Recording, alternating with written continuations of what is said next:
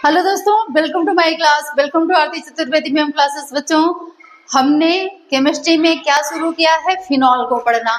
Phenol हम कैसे बनाएंगे, उसकी औद्योगिक विधि में सबसे ज्यादा जो इम्पोर्टेंट है फिनॉल प्राप्त करने की विधि में वो कौन सा है? वो है क्यूमीन द्वारा फिनॉल को प्राप्त करना। तो दोस्तों, हमने यहाँ तक समझ लिया था कि हम क्यूमीन से किस तरह से फिनॉल प्राप्त करेंगे। तो स्ट्रक्चरल फॉर्मूला हमने आपको बता दिया था, लेकिन नॉर्मल फॉर्मूले में हमने आपको बोला था कि ये आपको खुद से सॉल्व करना है। कैसे बनेगा? क्योंकि ऐसा होता है कि कुछ बच्चों को ये चीजें नहीं समझ में आती, स्ट्रक्चरल फॉर्मूले से उनको नहीं समझ में आता।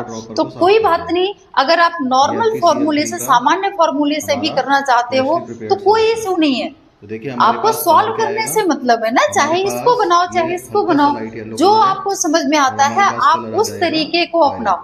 जबरदस्ती नहीं है कि नहीं नहीं आपको इसी से पढ़ना है, आपको नॉर्मल इस फॉर्मूले से समझ में आता है तो आप इसको कर लो, कोई इशू नहीं है। ठीक है, तो हमने यहाँ पे आपको बोला था कि ये आप खुद बना के बताओगे कि यहाँ पे ये कैसे इसका स्ट्रक्चर बनेगा।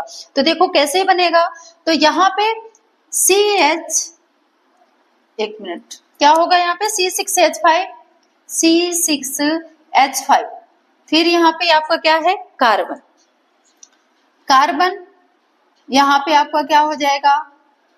CH3 का होल ट्वाइस, और यहाँ पे O क्या हो जाएगा? H।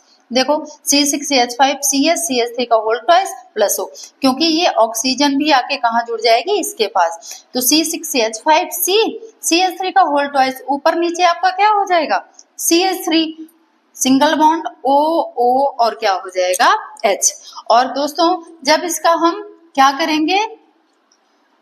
अम्लीय अपघटन, यहाँ पे H प्लस और H2O, तो यहां से आपका क्या बन जाएगा? फिनॉल। क्योंकि देखो ये अलग हो जाएगा, कौन सा? ये OH, और किसके पास आ जाएगा? C6H5 के पास। बाकी आपका क्या बचा? CH3 COCH3। तो यहाँ पे आपका क्या बन गया? फिनॉल। C6H5OH और प्लस क्या बन जाएगा?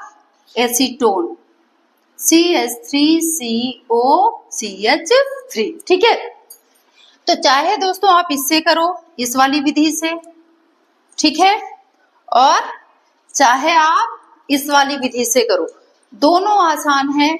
क्यूमीन बनाने की विधि में कोई भी आप चाहे ये मेथड अपना लो चाहे ये मेथड, बस थोड़ी सी प्रैक्टिस कर लोगे ना तो बिल्कुल चुटकियों में हो जाना है। ठीक है ना? तो ये जल्दी से इसकी प्रैक्टिस कर लेनी है, इसको क्लियर कर लेना है, क्योंकि बहुत बहुत बहुत ज्यादा इंपॉर्टेंट ये विधि है। और एक आपको पता है ना, बूंद बूंद इकट्ठा करने से ही घड़ा भरता है भाई। एक आप सोचोगे ना कि 1-2 नंबर में आता है, 3 नंबर में आता है, तो हम इसको क्यों करें, हम ज्यादा नंबर वाला करेंगे।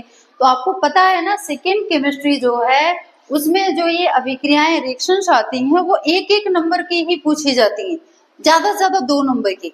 और ये ऐसा नहीं है कि 1 नंबर की एक ही, मतलब एक क्वेश्चन रहेगा, ये 4 से 5 अभिक्रियाएं दे देगा, 5 से 6 नंबर दे देगा उसमें। तो जब आपको ये सारी आएंगी तभी तो आप 1 नंबर आपको मिल पाएगा, सही सही कर पाओगे। और ये इसमें ज्यादा टाइम नहीं लगता, क्योंकि आपको ये सब हिंदी लिखने की जरूरत नहीं है, आप सिर्फ इनकी रिएक्शन लिखो ना ये, और मुश्किल से 5-6 मिनट में आप 5 नंबर का क्वेश्चन आसानी से कर लोगे। बल्कि अगर कोई मेथड आएगी ना बड़ी, तो उसमें तो आपको टाइम लगेगा। हाँ, क्योंकि एक से 1.5 पेज, अगर 4 से 5 नंबर का है तो कम से कम 1.5 से 2 पेज आपको भरना पड़ेगा। लेकिन इसमें ये आपकी जगह भी कम, एक पेज में भी हो जाएगी, और आपको सॉलिड नंबर मिलेंगे, काटने का कोई चांस नहीं रहता इसमें। अगर आपने इनको सही सही किया है तो पूरे के पूरे नंबर आपको मिलने हैं।